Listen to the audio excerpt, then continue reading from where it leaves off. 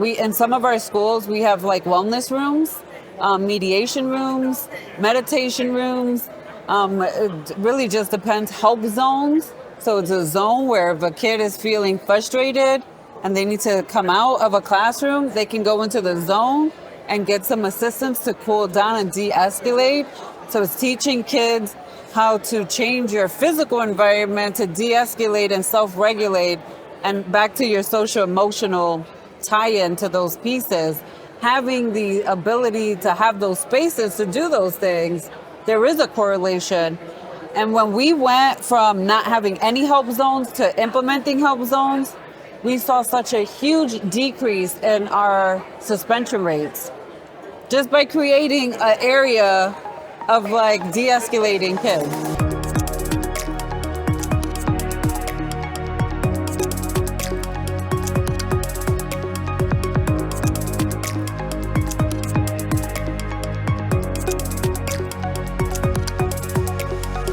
I'm Jordan Williams, Accordion Clark. I'm here with Beatrice LeBron from Rochester, New York. Beatrice, thanks for being here with us today. Thank you for having me. Appreciate you.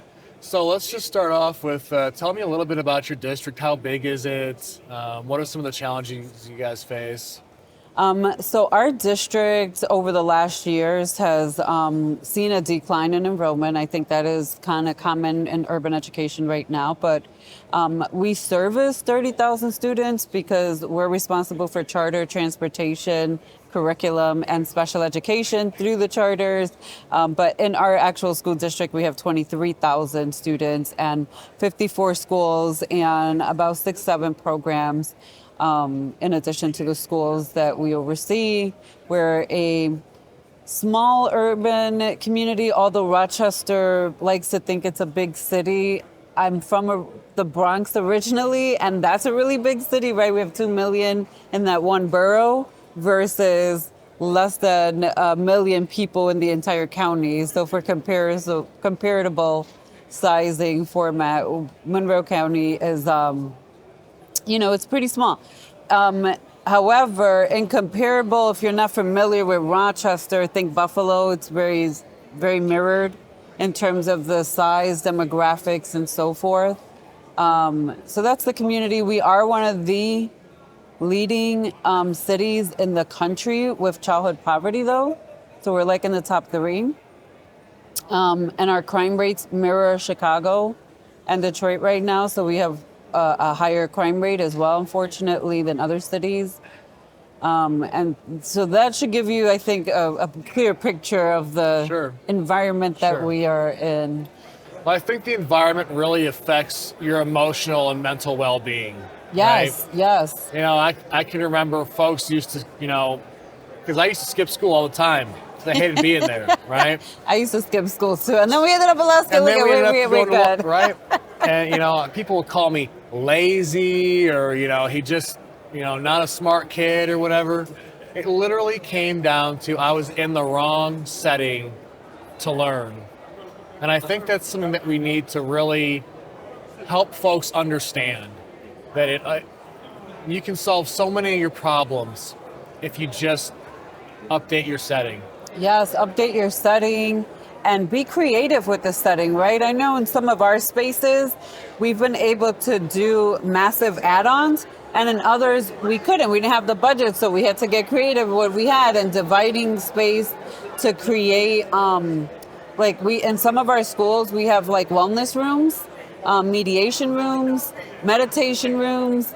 It really just depends. Help zones.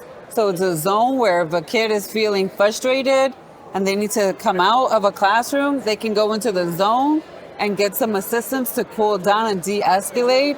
So it's teaching kids how to change your physical environment to de-escalate and self-regulate, and back to your social emotional tie-in to those pieces.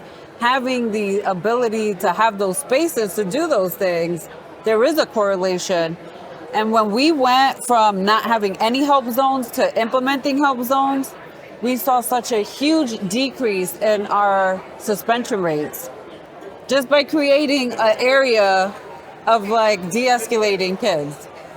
Talk more about that area. What does that look like? How does that work? So I'm going to think about two different schools and how they've set it up. So one of our buildings has those weird like pillars in the buildings, like where it's kind of like you can see it in the hotel, like those types of spaces. Structural pillars. Structural pillars, because it's an old building and that's how they built it.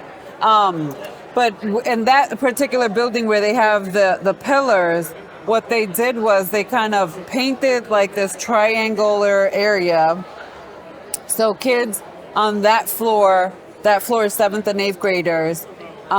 It's centrally located, so they can come from any side when they're upset. They can also be sent there by a teacher, where a teacher is like, instead of kicking them out of the classroom, they're like, hey, I think you would benefit from going to the help zone.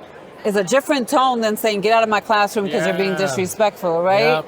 So I think you could benefit from going to the help zone. And there are counselors there from our nonprofit partnerships that are there all day, literally just to talk to kids, find out what's going on, and just give them a moment to de-escalate. So there are yoga balls, there's like mats, there's different seating there.